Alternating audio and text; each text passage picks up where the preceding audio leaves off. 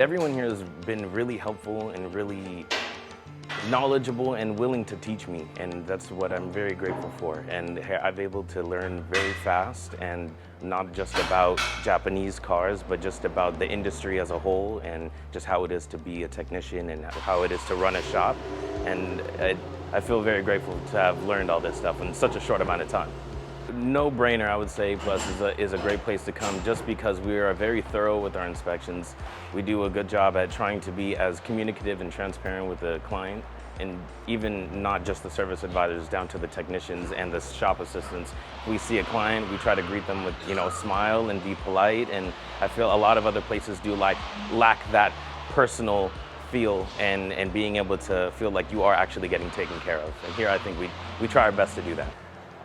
I think some of the perks of working here is that the high flow of clientele that come through the shop, and we're able to see a lot of different varieties of vehicles in different conditions, and